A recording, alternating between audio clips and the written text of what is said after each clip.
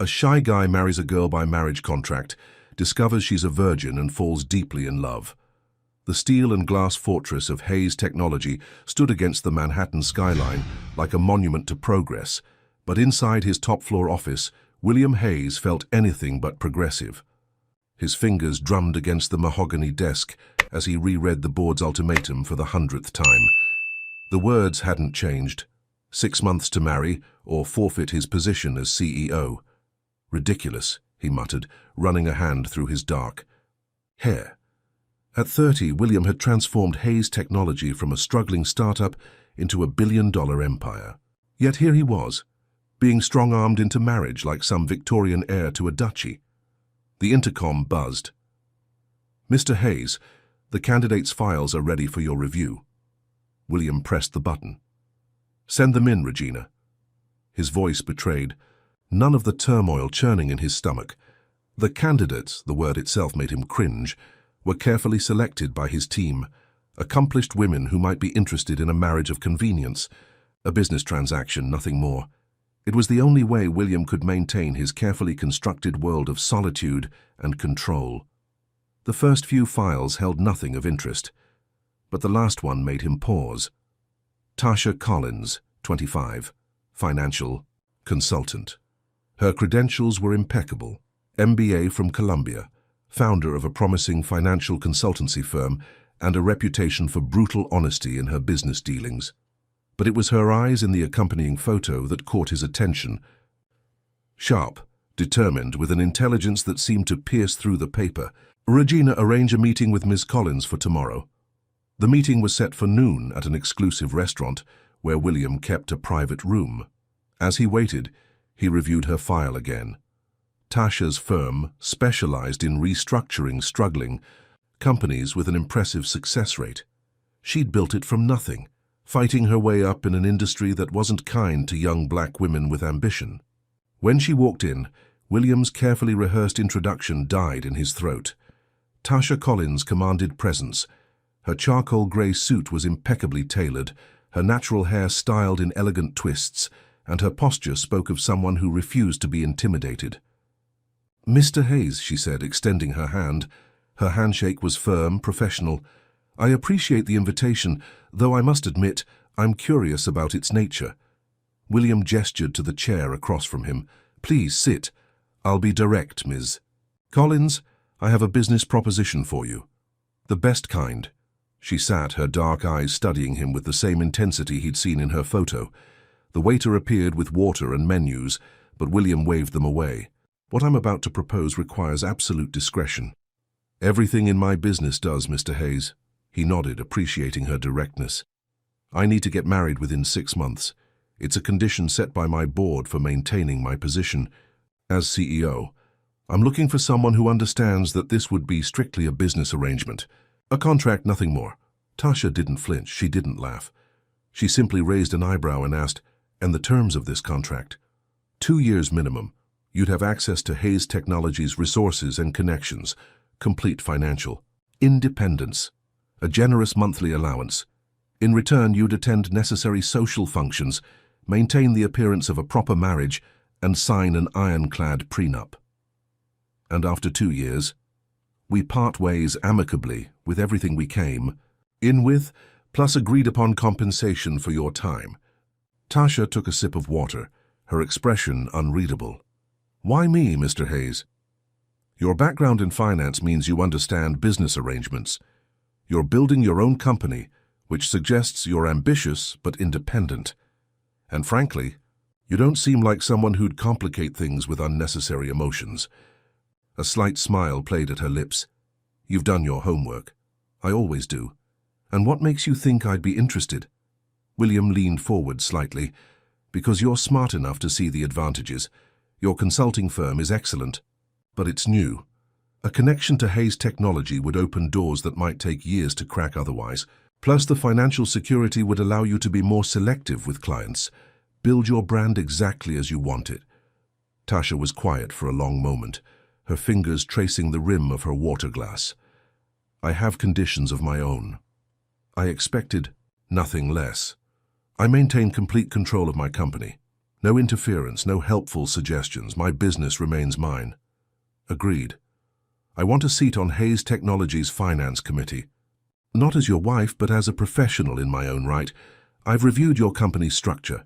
Your international expansion could use some refining. William felt a spark of interest. She'd done her homework too. Done. And one more. Thing? Tasha met his gaze directly. This stays professional. No expectations beyond what's in the contract.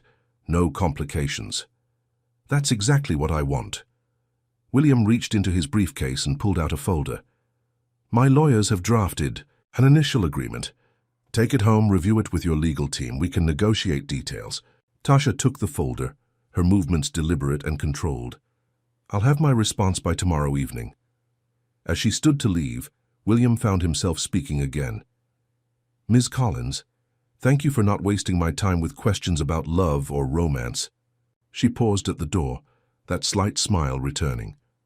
Mr. Hayes, I believe in building my own destiny. Love is lovely in fairy tales, but in real life, business is much more reliable. After she left, William sat back, feeling more relaxed than he had since receiving the board's ultimatum.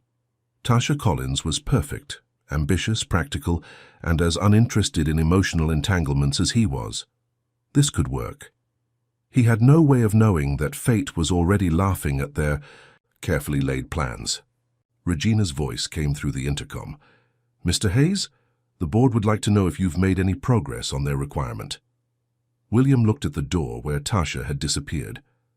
Tell them I have a promising prospect, one that will exceed their expectations. As he gathered his things to return to the office, William felt satisfied. He'd found a logical solution to an illogical problem. A marriage of convenience with someone who understood the rules. No emotions, no complications, no surprises. He really should have known better. Tasha Collins' office in Lower Manhattan was modest compared to Hayes Technologies' gleaming tower, but it radiated the same fierce ambition. She sat at her desk, the marriage contract spread before her, while her best friend and legal counsel Xavier Rodriguez paced the room. Girl, have you lost your mind? Xavier stopped pacing long enough to fix her with an incredulous stare. A contract marriage? To William Hayes?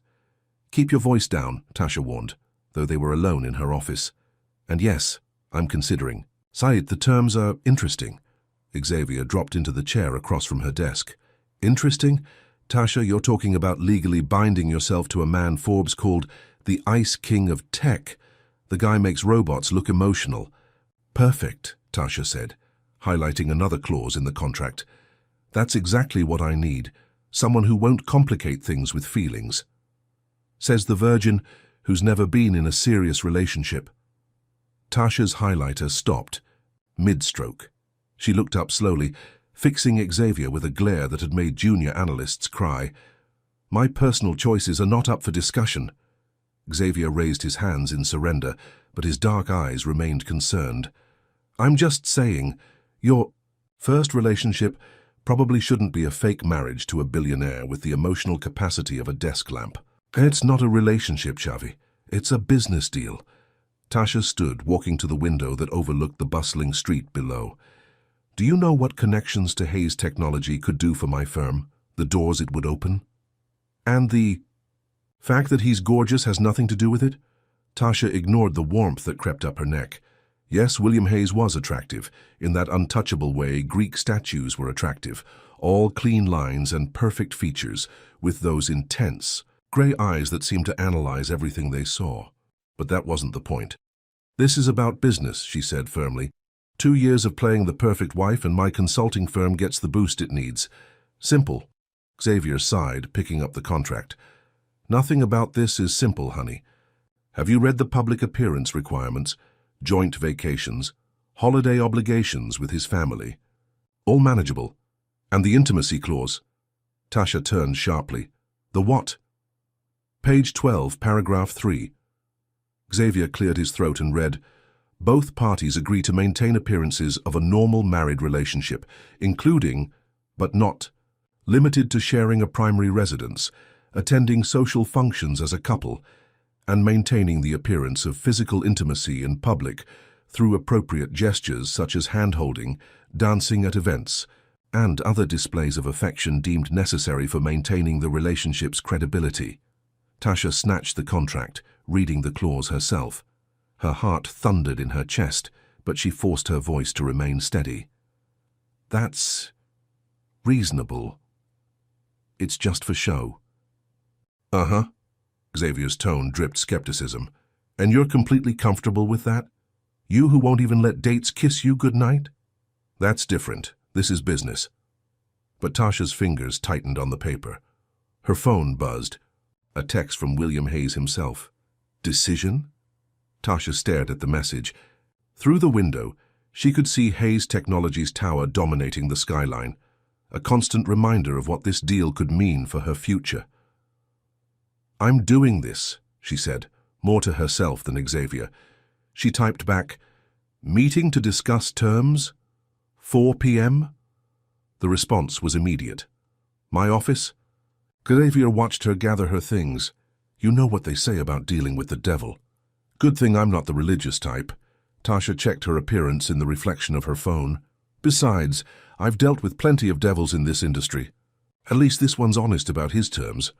The elevator ride up Hayes Technologies' tower gave Tasha time to steel herself.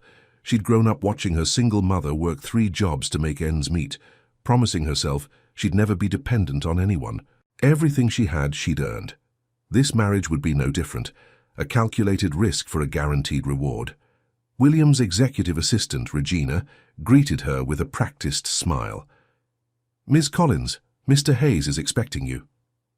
William stood as she entered, impeccable in a charcoal suit that probably cost more than her first car. Miss Collins, I trust you've reviewed the contract? I have some amendments to propose. Tasha took the seat he offered, spreading out her annotated copy. For the next 2 hours, they negotiated like they were brokering a corporate merger. Tasha insisted on maintaining her own residence alongside their shared home. William wanted final approval on her public wardrobe. They haggled over holiday obligations and public appearance schedules. The intimacy clause, Tasha said finally, forcing herself to meet his eyes. Standard for arrangements like this. William's tone was clinical. Nothing beyond what's necessary for public credibility. I assume that won't be a problem? Tasha thought of all the dates she'd ended early, all the relationships she'd avoided. Her virginity wasn't about religion or morality. It was about control, about not letting anyone close enough to hurt her. But William Hayes didn't want to get close. He wanted a business partner who could play a role. No problem, she said firmly. William nodded, making a final note. I'll have the revised contract sent to you tomorrow. If it meets your approval, we can proceed with the announcement next week. So soon? The board's timeline requires efficiency. He hesitated, then added, I know this is unconventional, but I believe we can make this work precisely because we both understand what it is and what it isn't. Tasha stood, smoothing her skirt. Agreed, a business arrangement between consenting adults, nothing more. As she turned to leave, William spoke again. Ms. Collins, thank you for your pragmatism. It's refreshing. Tasha managed a smile, ignoring the strange flutter in her chest. Pragmatism is good for business, Mr. Hayes, and this is just business. Back in her office, Tasha found a message. From Xavier. Did you sign your life away yet? She typed back, starting negotiations. This is the right move, Chavi. His response was quick. I hope you know what you're doing, T. Tasha looked out at Hayes Tower, its windows blazing gold in the setting sun. So do I, she whispered to herself. So do I. In his office, William added final notes to the contract revision. Everything was proceeding logically, efficiently. Yet he couldn't shake the memory of how Tasha's fingers had tightened on the contract during certain discussions, or the flash of something, uncertainty, fear, in her eyes when they discussed the intimacy clause. He pushed the thoughts away.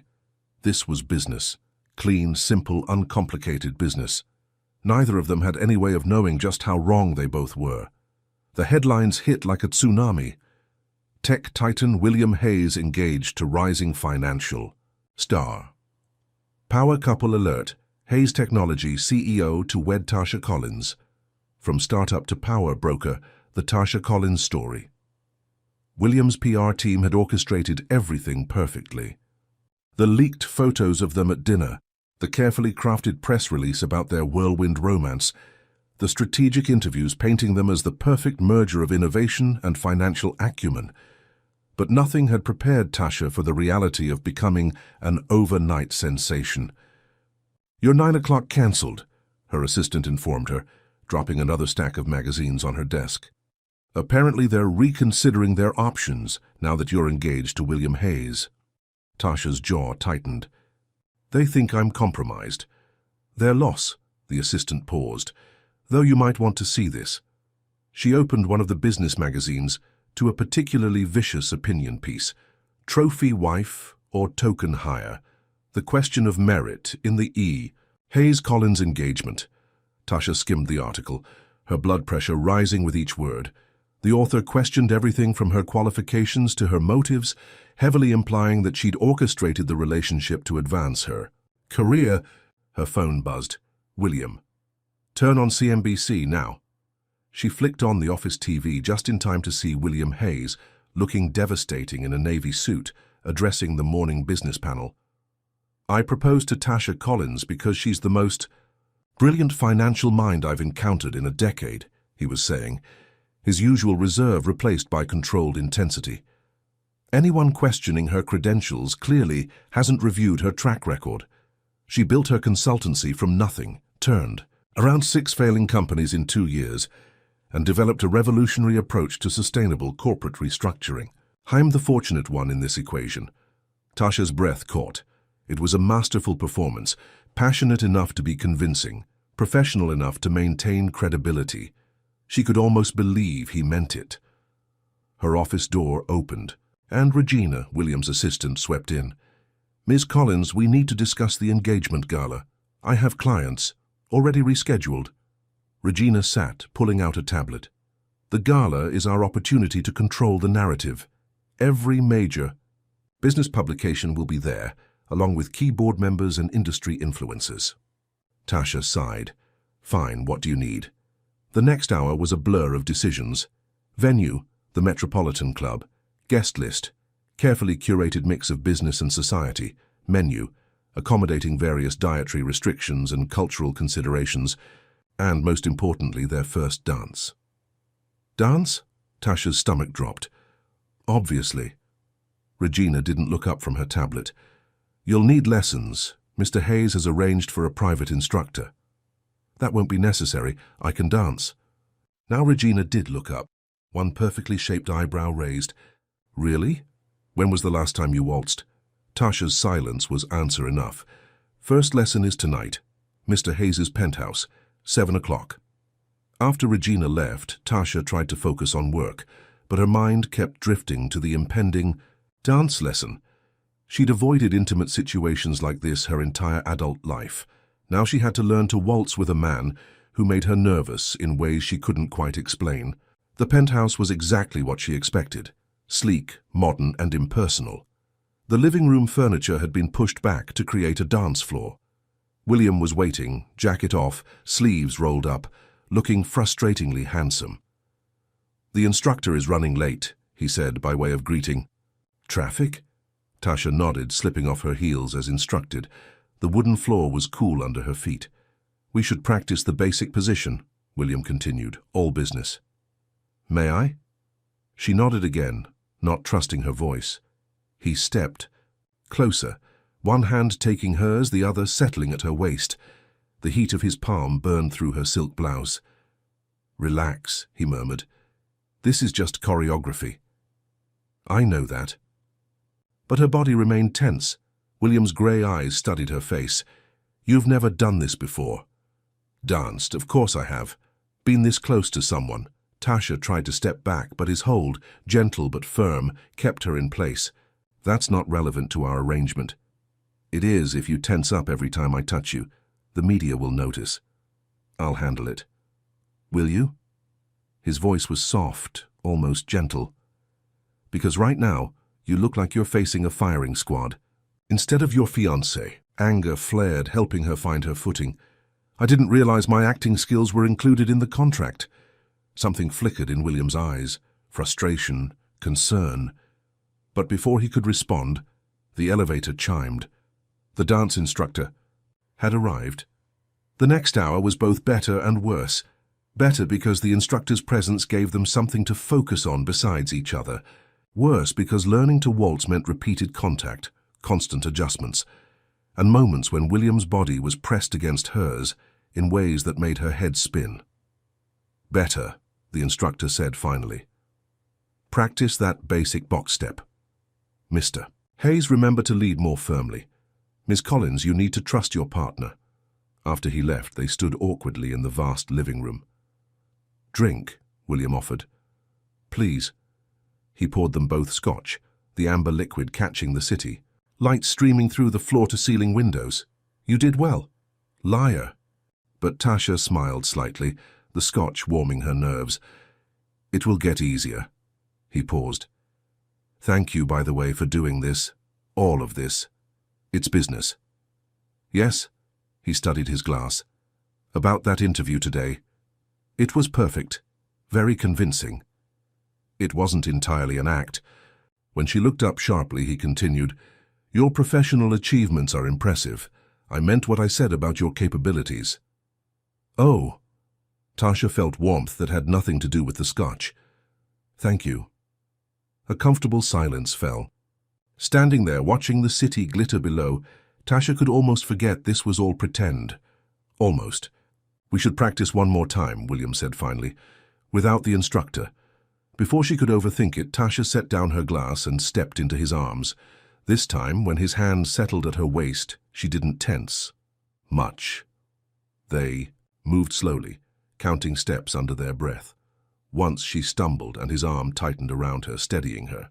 She looked up to find him watching her with an expression she couldn't read. This might actually work, she said softly. Did you doubt it? Didn't you? He smiled slightly, the first real smile she'd seen from him. I'm starting to think you might be full of surprises, Miss Collins. Tasha, she corrected. If we're going to be married, you should probably use my first name. Tasha, he repeated, and something in the way he said it made her stomach flip. Then you should call me William. They were still dancing, though neither was counting steps anymore. Later, Tasha would blame the scotch, the city lights and the lingering stress of the day for what happened next. She relaxed fully into his arms, letting him guide her across the floor, and for just a moment allowed herself to enjoy the solid warmth of him, the subtle scent of his cologne, the strength in the hands that held her so carefully. William felt her surrender and missed a step. They both froze, the spell broken. Tasha stepped back quickly, smoothing her skirt. I should go, early meeting tomorrow. Of course. His voice was perfectly controlled again. Car's waiting downstairs. At the elevator, he caught her arm. Tasha, the gala. We'll be fine, she finished. We'll be fine. But as the elevator descended, Tasha pressed her forehead against the cool metal wall and wondered what the hell she'd gotten herself into. Upstairs, William poured another scotch and tried to forget the way she'd felt in his arms, soft and warm and trusting. This was business, just business. He was starting to think they were both incredibly bad at business.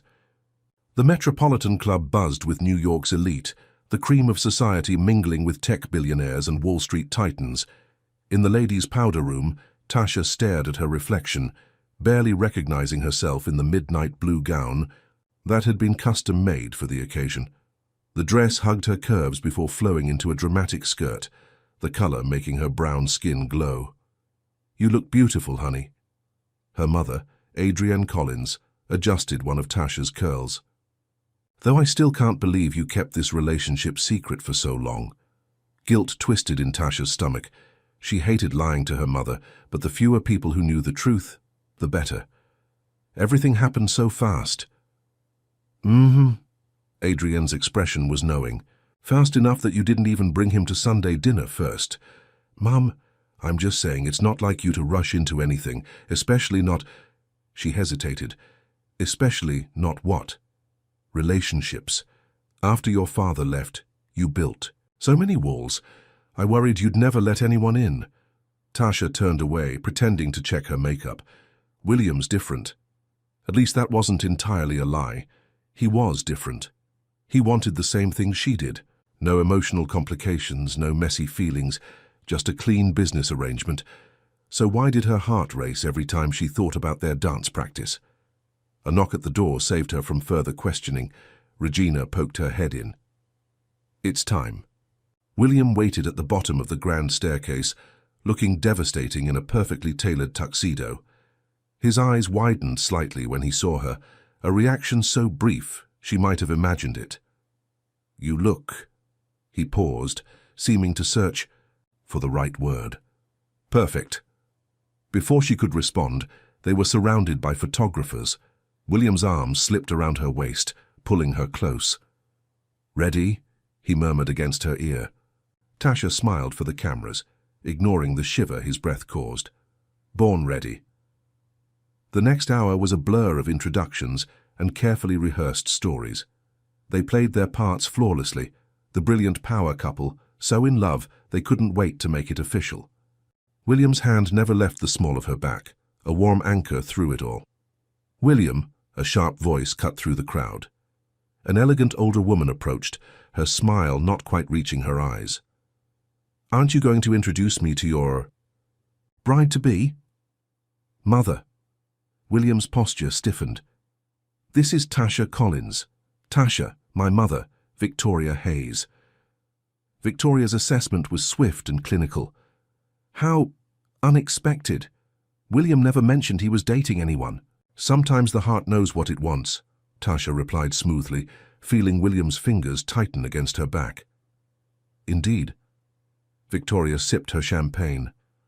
Though one wonders why such a successful businesswoman would rush into marriage so quickly. The implication was clear.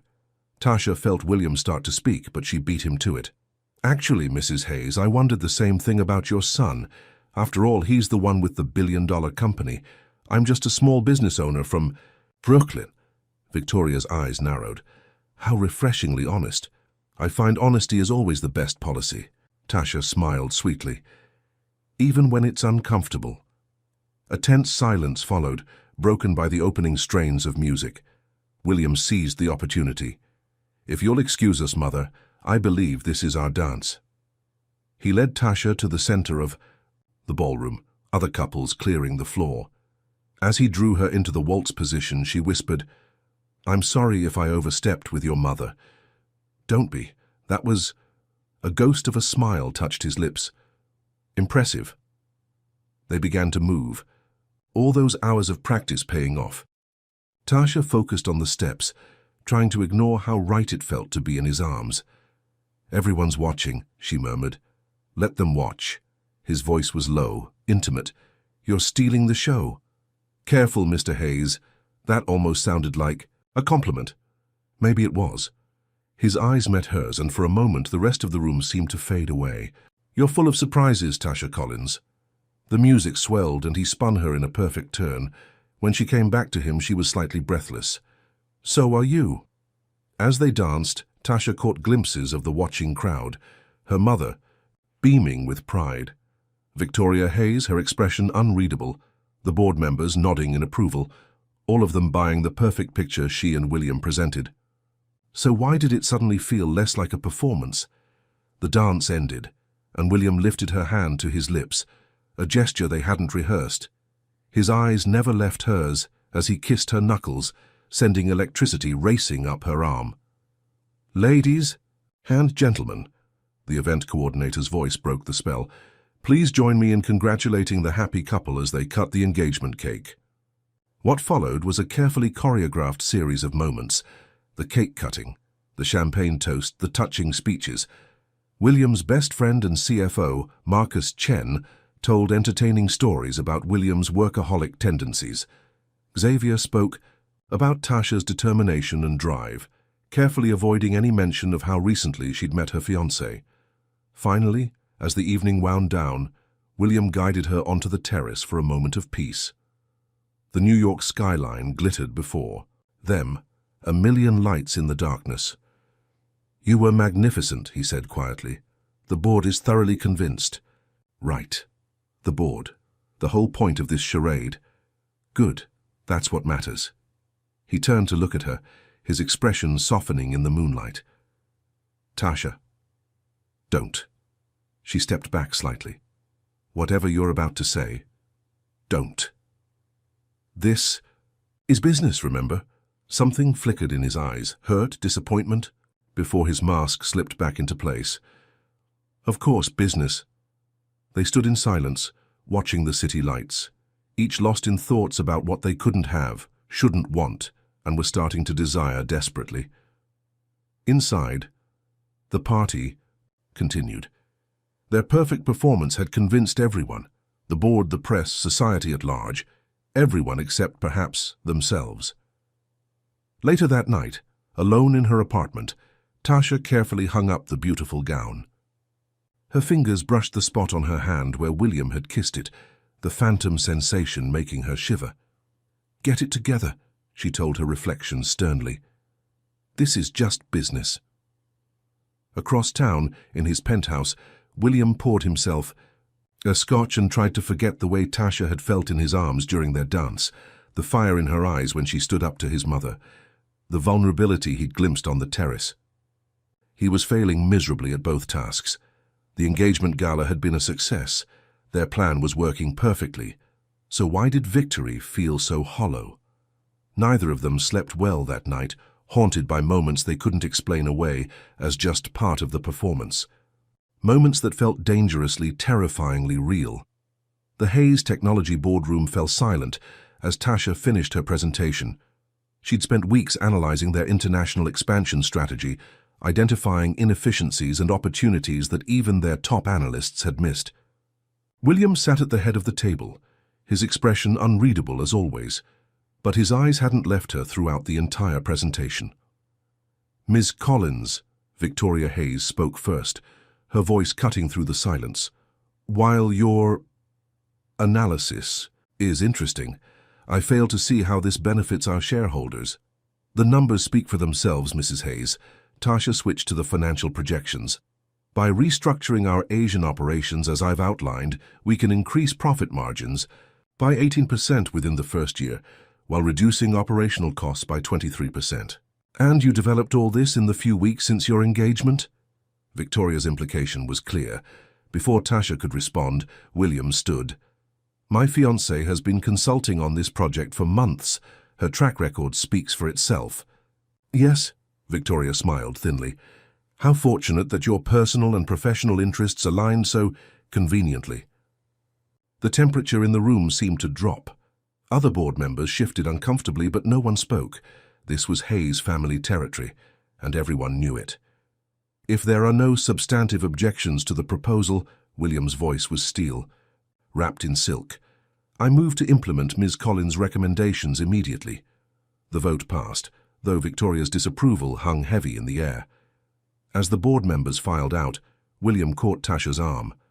Have dinner with me tonight. It wasn't really a request. They had appearances to maintain, after all. Of course. Hours later, they sat in a private dining room at Le Bernardin, their usual wall of professional distance somewhat eroded by excellent wine and shared victory. The look on my mother's face when you pulled up those profit projections, William, actually smiled, swirling his wine. Priceless. She hates me. Tasha said it matter-of-factly. She hates that she can't control me through you. He leaned back, studying her. You impressed the rest of the board today, even the skeptics. Good. That was the point, wasn't it? Something flickered in his eyes. Is that the only point? Tasha looked away, suddenly very interested in her dessert. The past few weeks had been complicated. Working closely with William on the expansion project had shown her a side of him she hadn't expected. Behind his cold exterior was a brilliant mind and, occasionally, flashes of dry humor that caught her off guard. The wedding planner called, she said instead of answering. We need to finalize the ceremony details. Ah, yes, the main event. He set down his wineglass. 3 weeks to go. Having second thoughts. Are you? Their eyes met across the table, and for a moment, neither spoke. The question hung between them, heavy with unspoken possibilities. "We should practice our wedding dance," William said finally. "Different from the waltz, more intimate." The word sent a shiver down Tasha's spine. "Now?" He stood, offering his hand. The private dining room had a small space cleared of tables, and soft music played. From hidden speakers, Tasha took his hand, trying to ignore the now familiar spark when their skin touched. This dance was slower, closer. His hand spread across her lower back, pulling her against him. They swayed together, barely moving, but Tasha's heart raced, as if they were running a marathon. "You're tense again," he murmured. "Just tired, long day." "Liar." His breath tickled her ear. "You're thinking about the wedding night." Tasha stiffened. They hadn't discussed that part of the contract since signing it. "That's not— You are, I can feel it." His thumb traced small circles on her back, seemingly unconsciously. "We should talk about it." "Nothing to talk about, it's all in." "The contract." William pulled back slightly to look at her, his grey eyes intense. "Is it? Are you sure about this, Tasha? All of it?" The question seemed to encompass more than just their physical relationship. Tasha thought about her growing client list, the doors that had opened since their engagement. She thought about the way William had defended her to the board, the late nights working on the expansion project, the moments when his mask slipped and she saw something real beneath. "I'm sure about the business aspects," she said carefully. "And the rest?" "There is no rest. That's what we agreed." His hand tightened slightly on her waist. "Things change." "Not this." Tasha stepped back, breaking their dance.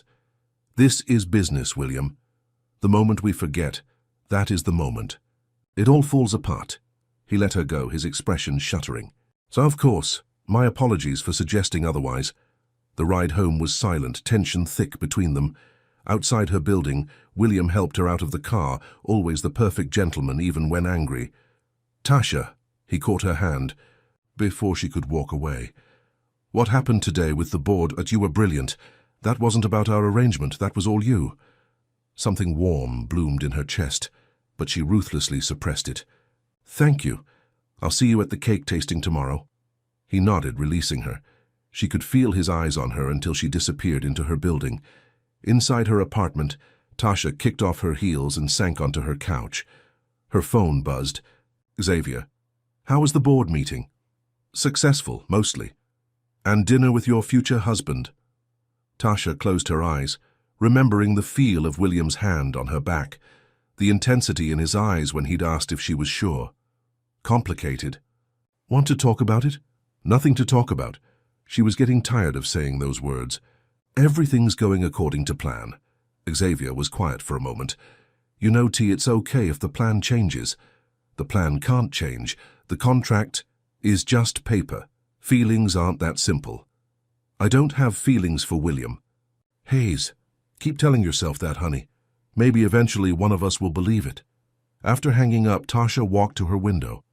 From here she could see Hayes Tower, its lights burning bright against the night sky. Somewhere up there, William was probably still working. She wondered if he was thinking about their dance, about the questions he'd asked and the answers she couldn't give. In 3 weeks they would be married. The perfect business arrangement, sealed with vows neither of them meant, and a kiss that wouldn't mean anything. So why did her chest ache at the thought? Across the city, William stood at his own window, a glass of scotch in hand. The expansion proposal Tasha had presented sat on his desk, every page bearing witness to her brilliance. She'd exceeded every expectation, professionally and personally, and that was becoming a serious problem. Because somewhere between board meetings and dance lessons, between public performances and private moments, the lines had started to blur. The woman who was supposed to be just a business partner had started to become something else entirely. William took a long drink, welcoming the burn. 3 weeks until the wedding. 3 weeks to remember that this was just business. He was starting to think he was very, very bad at business. 1 week before the wedding, Tasha stood in the master bedroom of William's penthouse, soon to be their penthouse, surrounded by moving boxes. The prenuptial agreement required them to live together, maintaining appearances for the board and the public. Everything was proceeding according to plan. So why did she feel like she was about to jump off a cliff? Last box from the car, Xavier announced, dropping a container labeled office files onto the plush carpet. He studied her face. You know, it's not too late to back out. Don't start. Tasha began unpacking her clothes, hanging them in the massive walk-in closet that had been cleared for her use. Everything's fine. Yeah? Is that why you've been color-coding your hangers for the last hour? Before she could respond, Regina appeared in the doorway. Ms. Collins, the wedding planner needs final approval on the flower arrangements, and the Times reporter is here for the pre-wedding interview. Tasha's hands tightened on a silk blouse. Now? Mr. Hayes is waiting. In the living room. The Times reporter, Jennifer Chen, was exactly what Tasha expected. Sharp, observant, and looking for a story beyond the obvious. William sat on the leather couch, every inch the successful CEO in his perfectly tailored suit. He stood when Tasha entered, and something in his expression made her breath catch. The happy couple, Jennifer smiled, recorder ready. Tell me how you first met. They delivered their carefully crafted story flawlessly. The chance meeting at a financial conference, the immediate intellectual connection, the whirlwind romance. William's hand found Tasha's as they spoke, his thumb tracing absent patterns on her skin. And the proposal, Jennifer pressed. How did that happen? William's lips curved slightly. I had this elaborate plan involving her favorite restaurant and a string quartet. But when the moment came, he looked at Tasha, his eyes softening. We were working late, discussing market projections of all things. She was brilliant, passionate, challenging every assumption, and I just knew. Tasha's heart thundered. This wasn't part of their script. But William continued, his voice taking on a warmth she'd never heard before. I asked her right there in my office at midnight, surrounded by spreadsheets and coffee cups. No ring, no romance, just certainty. Jennifer was eating it up, but Tasha barely noticed. Because the way William was looking at her, it felt real. Dangerously real. After the interview, as Regina showed Jennifer out, Tasha rounded on William. What was that? What was what? That story. We agreed. Conference meeting, gradual courtship, romantic dinner proposal. The truth is more compelling. He stepped closer and suddenly the room felt too small. Working late, passionate discussions, unexpected realizations. Stop. Tasha backed away. This isn't. We're not. Aren't we? His voice was soft. You can't tell me you don't feel it, Tasha. This thing between us. There is no thing. There's a contract. To hell with the contract. The outburst was so unlike him that Tasha froze. William ran a hand through his hair, his composure cracking. I can't keep pretending that's all this is. It has to be. Tasha's voice shook. The board, your company, my firm, everything depends on us. Keeping this professional. Is that really all you're afraid of? The business implications? He moved closer, backing her against the floor-to-ceiling windows. The city spread out below them, a glittering witness to their confrontation. Or are you afraid of something else? Tasha's heart pounded. She could smell his cologne, feel the heat radiating from his body. William, please. Tell me you feel nothing. His hand came up to cup her cheek, and she couldn't help leaning into his touch. Tell me this is just business, and I'll never. Bring it up again. She opened her mouth to say exactly that, to reinforce the walls between them, but the words wouldn't come. The moment stretched, electric with possibility. William's thumb brushed her lower lip, and Tasha's eyes fluttered closed. She felt him lean in, his breath warm against her mouth. Mr. Hayes? Regina's voice shattered the moment. The board is waiting for the video conference. William stepped back, his expression unreadable once more. We're not done with this conversation. After he left, Tasha pressed her forehead against the cool glass, trying to steady her racing heart. This couldn't happen. She couldn't let herself feel these things, couldn't risk everything they'd built on emotions that might not be real. Her phone buzzed, a text from her mother. Stopped by your apartment, everything's packed up. This is really happening, baby girl. Yes, it was happening. In 1 week, she would marry William Hayes. They would say vows, exchange rings, seal their business arrangement with a kiss that couldn't mean anything. And then, the wedding night. Tasha's stomach twisted. She hadn't let herself think about it, about being intimate with William, about being intimate with anyone. Her virginity had been a choice, a way of maintaining control, but the way he made her feel, the heat of his touch, the intensity in his eyes, threatened that control in ways she wasn't prepared for. Xavier found her still standing at the window. "You okay?" "I don't know what I'm doing anymore, Chavi." He wrapped an arm around her shoulders. "Yes, you do. You're falling in love." "I can't." The words came out as a whisper. "Love makes people weak, vulnerable. I've worked too hard to build something of my own." "No, honey. Love makes people stronger, but only if they're brave enough to let it." That evening, William worked late. At the office, unable to face returning to the penthouse where Tasha's presence lingered, in half-unpacked boxes and the lingering scent of her perfume. Marcus found him staring at market reports without seeing them.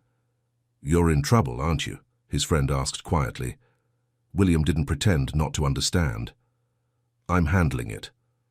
"Really? Because that interview today, that wasn't handling anything. That was a man in love trying desperately not to show it." "It doesn't matter how I feel. The contract is just paper." Marcus perched on the desk. "The question is, what are you going to do about it?" William thought about Tasha's face when he'd almost kissed her, the mixture of desire and fear in her eyes. I don't know. But he did know. He knew he was falling for a woman who saw love as a weakness, who had agreed to marry him precisely, because their arrangement promised no emotional complications. In 1 week they would be married, the perfect business merger. Too bad his heart hadn't gotten the memo. The bridal suite at the Plaza Hotel buzzed with activity, but Tasha stood still before the full-length mirror, barely breathing. The wedding dress was a masterpiece of ivory silk and delicate lace, hugging her curves before flowing into a dramatic train. Her natural hair was styled in an elegant updo, adorned with tiny pearl pins that caught the light. "Baby girl," Adrienne Collins's voice cracked as she adjusted her daughter's veil. "You look like a dream." Tasha met her mother's eyes in the mirror. "Did you feel this nervous when you married Dad?" Adrienne's hand stilled. "That was different. We were young, in love, foolish." She turned Tasha to face her. "But you and William, there's something real there. Something solid." Guilt twisted in Tasha's stomach. If her mother only knew the truth. But before she could respond, Xavier burst in, looking elegant in his best man's suit. "The groom's having a meltdown," he announced. Tasha's heart stopped. "What?" Apparently his mother's been in his ear all morning about prenups and company shares, and, "Are you okay?" "You look pale." "I'm fine." But Tasha's hands trembled as she smoothed her dress. He's still here," Xavier assured her quickly. "But you might want to send him a message or something. Poor guy looks like he's about to combust." Tasha glanced at her phone. No messages from William, but she could imagine his state of mind. Victoria Hayes had been increasingly vocal about her disapproval, especially after William had refused to add last-minute clauses to the prenup. She typed quickly, "Breathe. Everything's going according to plan." His response came instantly. "Is it?" Those 2 words carried the weight of their unfinished conversation from a week ago, of the tension that had built between them every night as they lay in separate bedrooms of the penthouse, of the way he looked at her when he thought she wouldn't notice. "1 hour," she wrote back. "Then it's done." "Done," he replied. The word felt like both a promise and a threat. The ceremony was a society spectacle. 500 guests filled St. Patrick's Cathedral, camera crews lined the streets, and security kept the paparazzi at bay. Tasha barely registered any of it. Her entire world narrowed to William's face as she walked down the aisle. He looked devastating in his tuxedo, but it was his expression that made her steps falter. He was looking at her like she was the sun, breaking through clouds, like she was something precious and unexpected. Like this was real.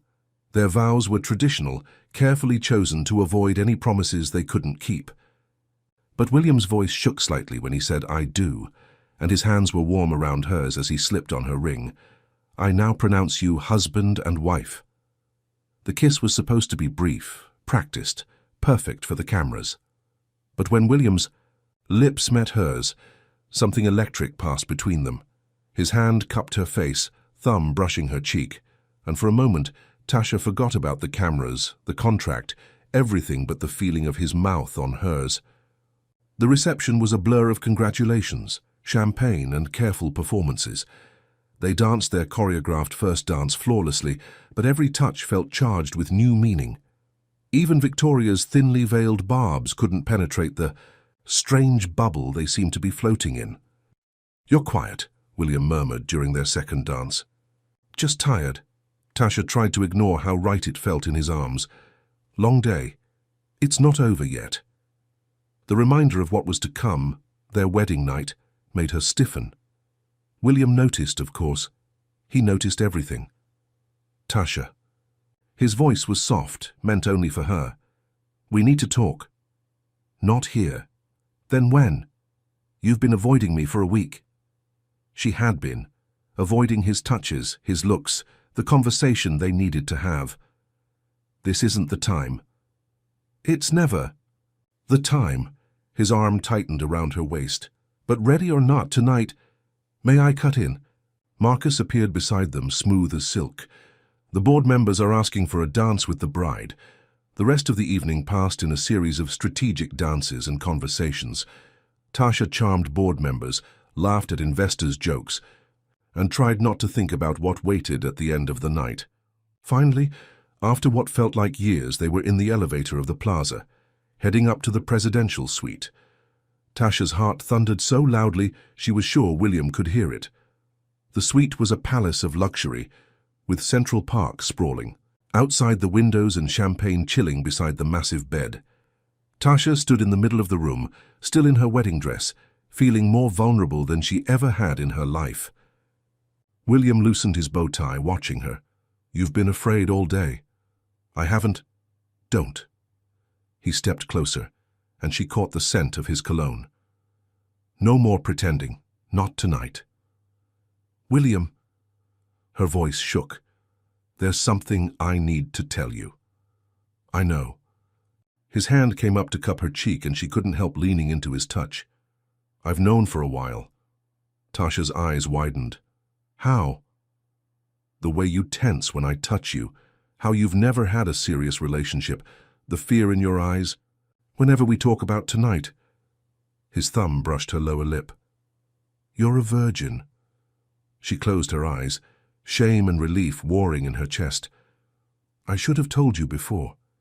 It should have been in the contract." "Look at me." When she did, his eyes were intense, burning. "Why didn't you tell me?"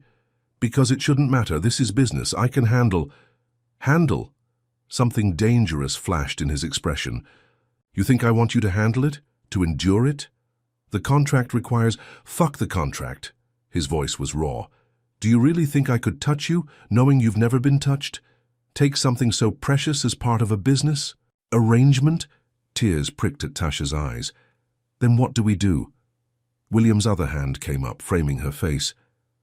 "First, you tell me the truth. All of it. Why you agreed to this, knowing what it would mean. I needed the business connections, the opportunity. I thought I could compartmentalize, keep it professional." A tear slipped down her cheek. "But then you happened." "What do you mean?" "You." Her voice broke. "The way you defend me to the board. How you remember how I take my coffee. The little smile you get when I challenge your ideas. I wasn't supposed to notice these things. Wasn't supposed to feel—" "Feel what?" His thumbs brushed away her tears. "Say it, Tasha." Instead of answering, she leaned up and kissed him. Not like their practiced kisses, not like the wedding kiss, but something desperate and real and frightening in its honesty. William groaned, pulling her closer, one hand tangling in her hair. When they broke apart, both breathing hard, he rested his forehead against hers. The contract doesn't matter anymore. None of it matters. When it happens between us, if it happens, it won't be because of business or obligations. It'll be because we both want it. Because it means something. Tasha clutched his lapels, trembling.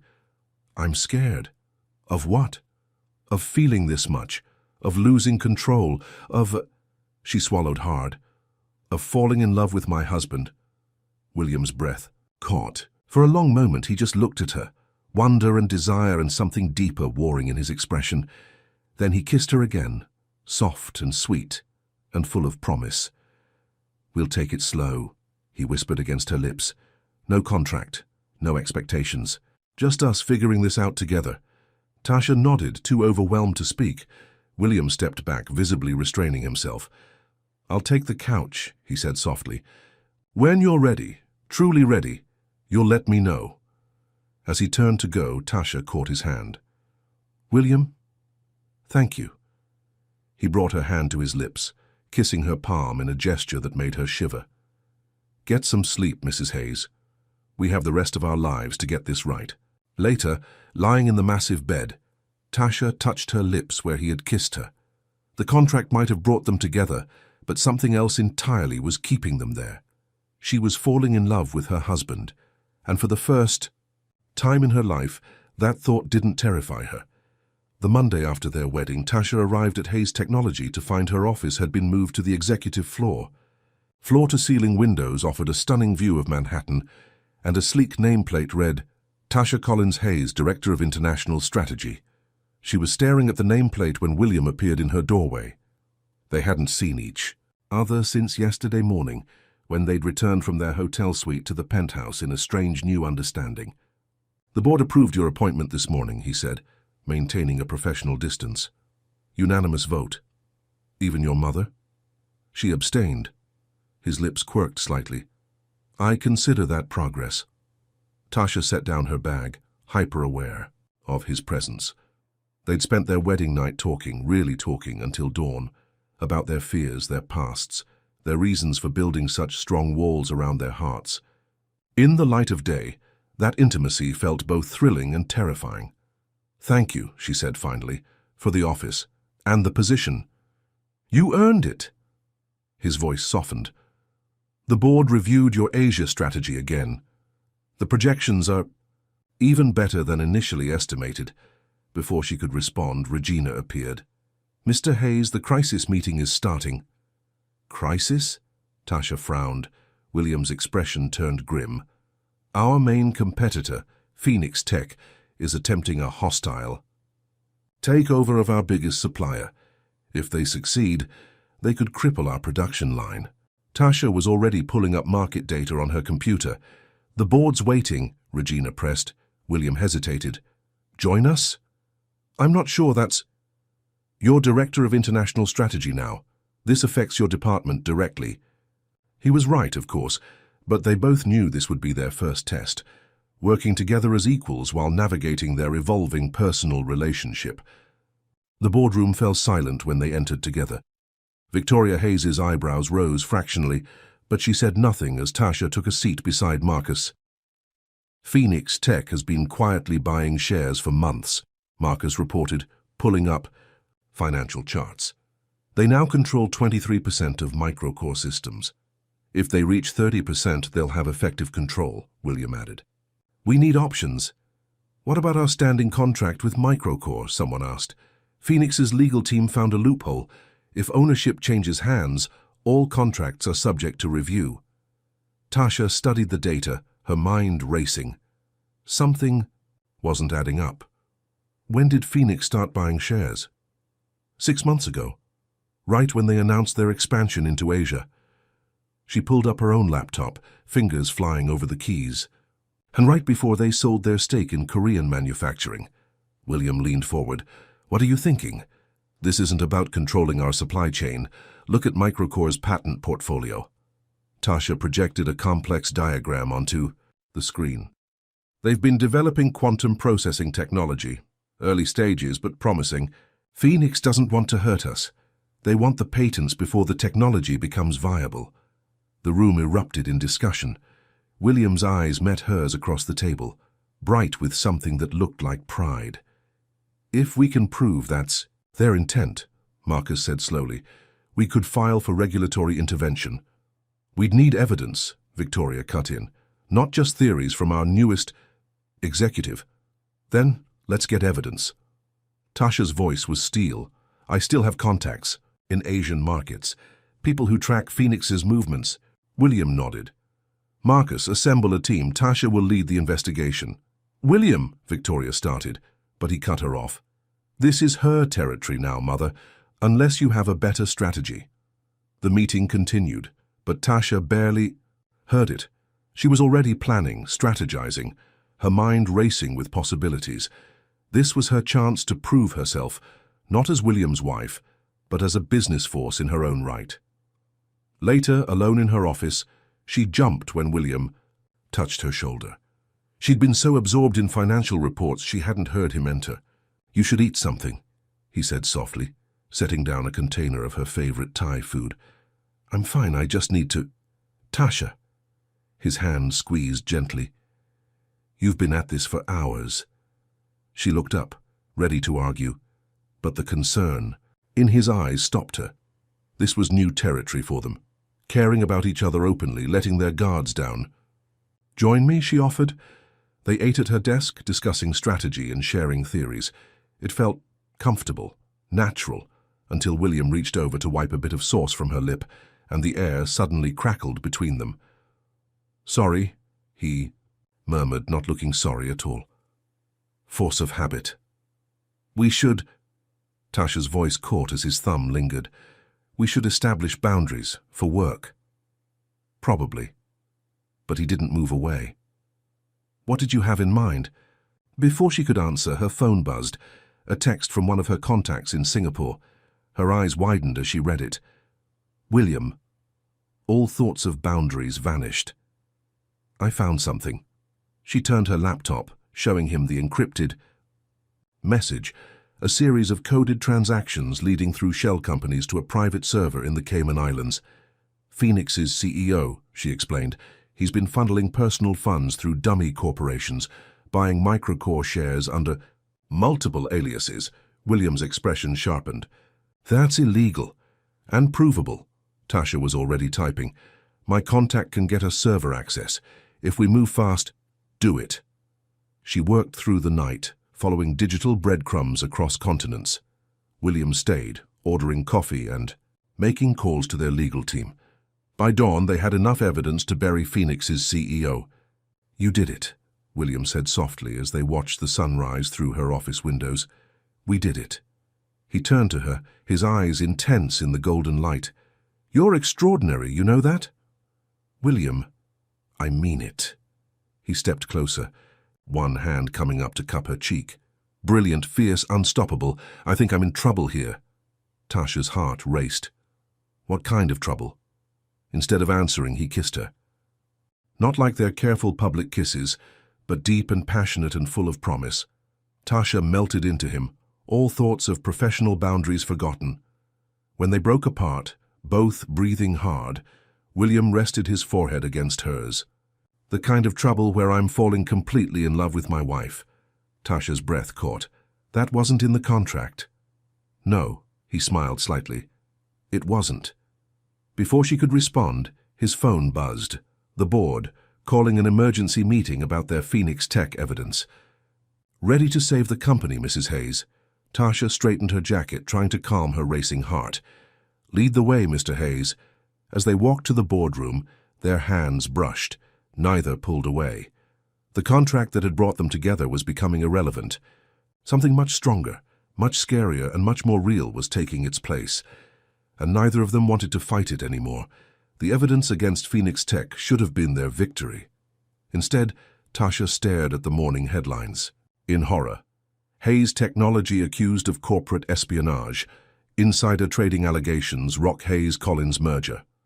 Source claims Hayes Bride used illegal methods to target competitors. William burst into her office, his usual composure shattered. "Have you seen—" "Yes." Tasha's hand shook as she pulled up more news coverage. "Someone leaked our investigation to the press, but they twisted everything, made it look like." Like you used our marriage to orchestrate corporate sabotage. His voice was deadly quiet. The SEC is opening an investigation. That's impossible. All my research was legal. My contacts were carefully chosen to avoid exactly this kind of accusation. William ran a hand through his hair. Someone's setting us up. Tasha's blood ran cold. Victoria. What? Think about it. Only the board knew the details of our investigation, and your mother's been trying to discredit me since day one. William's expression darkened. She wouldn't risk the company. To get rid of me? To prove I'm a liability? Tasha stood, anger burning through her shock. She'd risk everything. Before William could respond, Marcus rushed in. Emergency board meeting now. The boardroom was chaos. Directors argued loudly, stock prices plummeted on the monitors, and Victoria Hayes sat at the center of it all, perfectly composed. The situation is clear, she announced as William and Tasha entered. Ms. Collins used her position and her marriage to my son to orchestrate illegal surveillance of our competitors. That's a lie, Tasha snapped. The evidence suggests otherwise. Victoria's smile was razor-sharp. Your mysterious contacts, the convenient timing of your marriage, your sudden access to confidential information. Every step of my investigation was documented and legal. Then you won't mind turning over your sources, your complete communication records. Tasha froze. Her contacts operated in legal gray areas. Exposing them would destroy their livelihoods and her professional reputation. I can't do that. Victoria's triumph was immediate. As I thought, the board needs to act quickly to distance ourselves from this scandal. I move to terminate Ms. Collins's position, effective immediately. You can't fire my wife, William's voice cut through the chaos. No, Victoria agreed, but we can remove her from the company, unless... She paused deliberately. Unless she agrees to a quiet divorce. Walk away now, sign an NDA, and this all goes away. The room fell silent. Tasha felt the weight of every eye, every judgment. She looked at William, but his face was unreadable. You planned this, she said quietly to Victoria. You leaked the investigation, twisted it to look suspicious. All to force me out. You have 1 hour to decide, Victoria replied. Your resignation and divorce papers, or we go public with our suspicions of corporate espionage. This is insane, Marcus protested. Tasha's investigation was solid, but unprovable without compromising her sources. Victoria turned to William. Your father built this company from nothing. Are you really willing to let her destroy it? William had been silent, his expression growing darker with each word. Now he looked at Tasha, and the pain in his eyes took her breath away.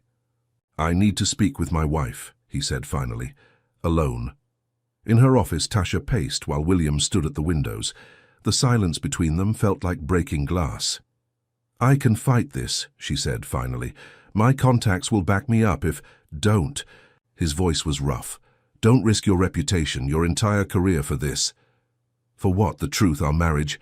William turned, his eyes tortured. You could go to jail, Tasha. So you think I should sign the divorce papers? Walk away? I think I can't watch you destroy yourself for a marriage that started as a business arrangement. The words hit like a physical blow. Tasha stepped back, heat burning behind her eyes. Is that what this still is to you? Business? You? No, it's not. He moved toward her, but she held up a hand. Do I? Because it sounds like you're choosing your company over... I'm choosing to protect you. The words exploded out of him. Don't you understand? My mother will destroy you. She'll take everything you've worked for, everything you've built. I can't let that happen. So you'll let her win? Let her break us apart? Us? William laughed bitterly. There wasn't supposed to be an us, remember? That was the whole point. No emotions, no complications. And now? Now? He crossed the space between them, cupping her face in his hands. Now I'm in love with you. So in love it terrifies me. And I would rather lose you than watch you lose everything else. Tasha's tears spilled over. That's not your choice to make, isn't it? I'm your husband. Yes, she pulled away from his touch. You are. Which means we face things together. Or did you forget that part of our vows? Those vows were just for show. Were they? She moved to her desk, pulling up files on her computer. Because I meant every word and I'm about to prove it. What are you doing? Saving our company and our marriage. Her fingers flew over the keyboard. Your mother didn't just leak the investigation. She's been working with Phoenix Tech all along. William went still. What? I found it last night, but I wanted to verify before telling you. She's been feeding them information for months, helping them target our suppliers. The microcore situation, she orchestrated it. That's impossible. Is it? Check your father's old files, the ones from before you took over as CEO. William's hands shook slightly as he logged into the secure server. As he read, his face went pale. She wanted to merge with Phoenix, he said quietly. Before he died, my father was negotiating a merger, but I stopped it when I took over. And she never forgave you. Tasha pulled up more documents. She's been working to force the merger ever since. Using me as a scapegoat was just her latest plan. If we reveal this, we destroy your mother's reputation, and probably her freedom. William sank into a chair, looking suddenly exhausted. She's my mother, Tasha, and I'm your wife. Tasha knelt before him, taking his hands. Your real wife, not just your contract wife. Let me fight for us. He looked at their joined hands, at the wedding rings they'd exchanged for show that had come to mean so much more. Together? He asked softly. Tasha squeezed his hands. Together. The next hour was a blur of activity. They gathered evidence, contacted authorities, and prepared for the confrontation that would change everything. But before they faced the board again, William pulled Tasha into his arms. I'm sorry, he whispered against her hair, for doubting. Thus for trying to protect you instead of standing with you. Just don't do it again. She looked up at him, managing a small smile. I didn't fall in love with my fake husband just to let him go without a fight. His kiss was fierce, full of promise and apology and love. When they broke apart, both were breathing hard. Ready to save our company, Mrs. Hayes? Tasha straightened, her spine squaring her shoulders. Lead the way, Mr. Hayes. Hand in hand, they walked back to the boardroom, where Victoria waited with her ultimatum. She had no idea that her carefully laid plans were about to crumble. The contract that had brought them together was long forgotten. This was about something much more important.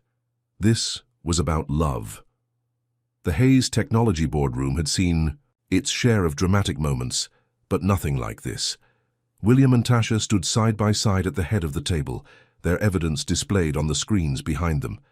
Victoria Hayes sat frozen, her perfect composure finally cracking as she stared at the proof of her own betrayal. As you can see, Tasha's voice was steady, professional. Mrs. Hayes has been secretly collaborating with Phoenix Tech for the past year. The alleged corporate espionage investigation was a smokescreen to hide her own activities. These are baseless accusations, Victoria started, but William cut her off. We have the records, Mother. Your private meetings with Phoenix's CEO, the offshore accounts, even Dad's original merger plans.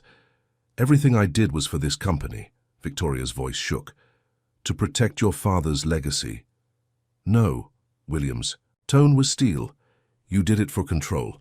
Because you couldn't stand that I ran the company differently than Dad, that I married someone you couldn't manipulate. The board members sat in stunned silence as more evidence appeared on screen. Financial transfers, coded messages, secret meetings, all pointing to Victoria's elaborate scheme to force a merger she couldn't achieve legally. Mrs. Hayes, Marcus spoke first, his legal training taking over. Given these allegations, the board will do nothing. Victoria stood, her desperation showing. If this goes public, it will destroy the company. Stock prices will plummet. Contracts will be cancelled. Is that what you want, William? To ruin everything your father built? You already did that. William's voice was quiet, but carried to every corner of the room. The moment you chose revenge over family. Victoria's eyes narrowed. Family? Like your contract marriage? Don't pretend this was ever about love. You're right. Tasha stepped forward. It didn't start with love. It started with a business arrangement, a contract, a plan. But plans change. People change. She looked at William, and the love in her eyes was unmistakable. Sometimes, what looks like a simple business deal becomes the most important thing in your life. William took her hand, squeezing gently. The SEC has already been notified. They'll be here within the hour. You would send your own mother to prison, Victoria whispered. You gave me no choice, but... William hesitated. If you resign immediately, surrender your shares and agree to never contact the company again, we won't press additional charges. The silence that followed was deafening. Victoria looked around the room at the board members who wouldn't meet, her eyes at the evidence of her crimes on the screens, at her son standing strong beside his wife. Very well. Her voice was ice. I assume the paperwork is ready? Marcus produced the documents. As Victoria signed away her position and power, Tasha felt William's hand tremble slightly in hers. She squeezed back, offering silent support. Hours later, after the SEC interviews, after the press statements and legal proceedings, they finally returned to their penthouse. William went straight to the bar, pouring 2 glasses of scotch with shaking hands. I keep thinking about the day you walked into my office, he said quietly, with your perfect resume and your walls up so high. I thought I was so clever, finding someone as determined to avoid love as I was. Tasha took her glass, moving to stand beside him at the windows. The city sparkled below, unchanged by the day's drama. We were both so sure we had it all figured out. When did you know? He turned to look at her. That this was more than a contract? The night you found out about my virginity. She smiled slightly at the memory. You could have taken what the contract allowed. Instead, you slept on the couch and promised to wait until it meant something real. It already meant something real. William set down his glass, drawing her into his arms. I think it had for a while. I was just too scared to admit it. What about now? Tasha looked up at him. Still scared? Terrified. He smiled, brushing a curl from her face. But not of loving you. Never that again. Their kiss was soft, tender, full of promise. When they broke apart, Tasha pressed her forehead to his chest, listening to his heartbeat. The board will need to vote on a new chairperson, she murmured. Tomorrow. William's hands traced patterns on her back. Tonight, I just want to hold my wife. Your real wife, not your contract wife? The contract's been irrelevant for a long time. He pulled back to look at her. In fact, moving to his desk, William retrieved a familiar document, their original marriage contract. Without hesitation, he tore it in half. William! We don't need it anymore. He pulled her close again. Unless you want to negotiate new terms. Tasha pretended to consider. Well, I do have some conditions. Oh? First, no more sleeping on the couch. His eyes darkened. Agreed. Second, when we tell this story to our children someday, we leave out the contract part. William's breath caught. Children? Eventually. Tasha felt her cheeks warm. If you want. What's the third condition? His voice was rough with emotion. Third. She reached up to touch his face. Promise me this is forever. Not because of business or the company or any other reason except that you love me. I promise. He turned to kiss her palm. I love you, Tasha Hayes. No contracts, no conditions, no escape clauses. Just this. I love you too. The words felt like freedom. Now, about that first condition. William laughed, sweeping her into his arms. As he carried her toward their bedroom, Tasha caught a glimpse of the torn contract on his desk. The paper that had brought them together was now meaningless, replaced by something far stronger. Their marriage had started as a business arrangement, but it had become something else entirely, something real and precious and worth fighting for. Love, they had learned, was the strongest contract of all. In their bedroom, William laid her gently on their bed. Ready? He whispered. Tasha pulled him down for a kiss. I've never been more ready for anything in my life. As the city glittered beyond their windows, they finally gave in to the love they'd tried so hard to deny. No more contracts, no more pretending, no more walls. Just two people who had found something real in the most unexpected place. And this time, when William kissed her, there were no cameras, no audience, no business arrangement. Just a man and woman who had fallen completely, irrevocably in love. The contract was torn, but their story was just beginning. The end. A contract became love. William and Tasha's story shows us that sometimes our greatest fears can lead to our greatest happiness. If you were in Tasha's position, would you have the courage to let your walls down and risk everything for love, even when it wasn't part of the original plan? Could you trust someone enough to be vulnerable, especially when you've spent your whole life protecting yourself? Your participation in the channel is very important. Please leave your opinion in the comments. Thank you so much for watching. Until the end. If you enjoyed this story, don't forget to subscribe to the channel, leave a like and comment your thoughts. Your participation is very important to us. See you next time.